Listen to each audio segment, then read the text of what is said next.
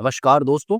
Nexus civil zone news में DG में आपका स्वागत है। मैं हूं आदित्य भास्कर और आप मेरे साथ जुड़ चुके हैं द अपडेट डेस्क में। ये दुनिया ग्रीनलैंड के बारे में बात कर रही है। दावोस जैसे ग्लोबल फोरम से लेकर अमेरिका और यूरोप के बीच एक बर्फ से ढका हुआ आइलैंड सडनली जियोपॉलिटिक्स का सेंटर बन गया है।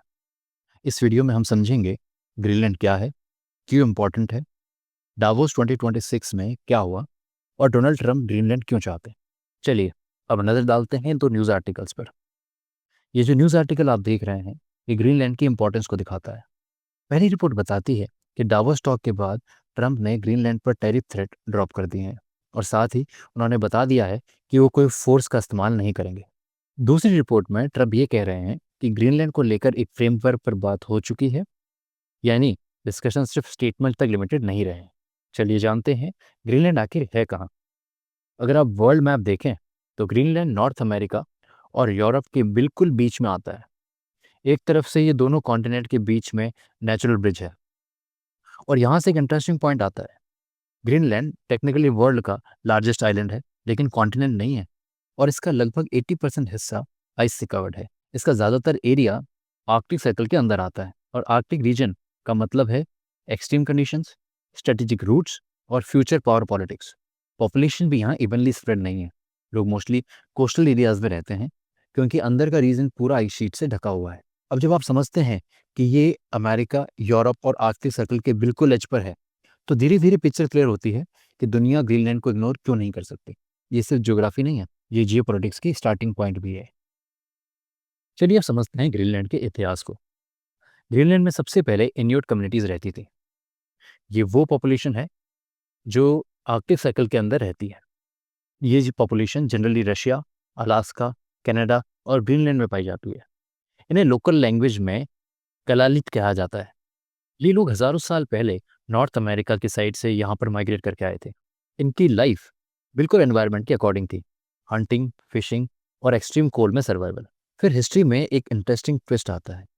जब 10th सेंचुरी के अराउंड वाइकिंग एक्सप्लोरर ग्रीनलैंड पहुंचे और उनमें से सबसे फेमस नाम था एरिक द रेड। उन्होंने ग्रीनलैंड को यूरोप के सामने इंट्रोड्यूस किया। नॉर्थ सेटलमेंट बनी, फार्मिंग की कोशिश हुई, लेकिन हार्श क्लाइमेट और आइसोलेशन की वजह से ये सेटलमेंट्स धीरे धीरे खत्म हो गए। लेकिन एक चीज क्लियर है, वाइकिंग्स आए और चले गए लेकिन इन्यूट कल्चर सरवाइव करता रहा। इसलिए जब हम ग्रीनलैंड को आज समझते हैं तो ये सिर्फ एक टेरिटरी नहीं है बल्कि एक लिविंग कल्चर है जो सेंचुरीज से अडेप्ट करता आ रहा है। अब यहाँ एक चीज क्लियर हो जाती है, ग्रीनलैंड पहले से इनहेबिटेड था, यूरोपियंस यहाँ आए, लेकिन अब सवाल ये है डेनमार्क का एंट्री पॉइंट कहाँ से आता है। देखिए, वाइकिंग के बाद भी ग्रीनलैंड यूरोप के रडार पे बना रहा।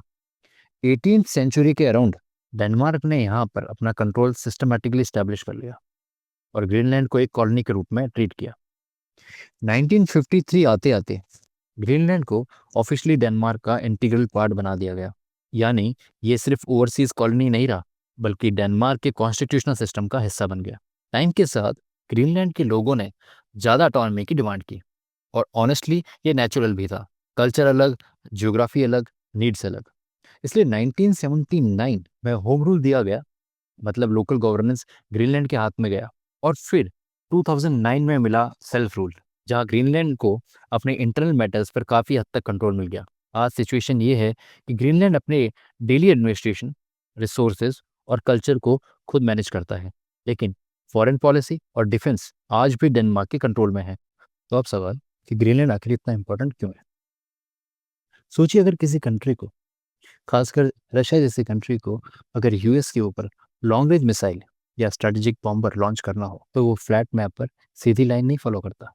रियल वर्ल्ड में अर्थ गोल है, इसलिए मिलिट्री प्लानिंग में कॉन्सेप्ट आता है ग्रेट सर्कल रूट। इसका साफ साफ मतलब है अर्थ के ऊपर सबसे छोटा और फास्टेस्ट पाथ। जब अमेरिका, यूरोप और एशिया को आप कनेक्ट करते हैं तो ये शॉर्टेस्ट रूट अक्सर नॉर्थ पोल और आर्कटिक रीजन के ऊपर से होकर निकलता है। इसलिए ये वो जगह है जहाँ से लॉन्ग रेंज मिसाइल्स और बॉम्बर्स सबसे पहले डायरेक्ट किए जा सकते हैं। इसी वजह से ग्रीनलैंड पर अमेरिका का एक बहुत इंपॉर्टेंट बेस है, पिथोफिक स्पेस बेस। यहाँ से मिसाइल्स और सैटेलाइट्स को ट्रैक किया जाता है। बेसिकली ये एक नेचुरल वॉच टावर है अमेरिका का। एंगल आता है रशिया और चाइना। रशिया आर्कटिक में अपना मिलिट्री प्रेजेंस बढ़ा रहा है। चाइना खुद को नियर आर्कटिक पावर कहने लगा है। और जब ऐसा होता है तो अमेरिका और नाटो का अलर्ट होना ऑब्वियस हो जाता है। अब यहाँ पर क्लाइमेट चेंज का फैक्टर आता है, क्योंकि जैसे जैसे आइस मेल्ट होती है, new Arctic shipping routes open होते जाते हैं, नए नए oil and gas exploration areas बनते जाते हैं और new Arctic shipping routes open होने लगते हैं। और जो इन शिपिंग रूट्स को कंट्रोल करेगा वो फ्यूचर ट्रेड में भी इन्फ्लुएंस करेगा।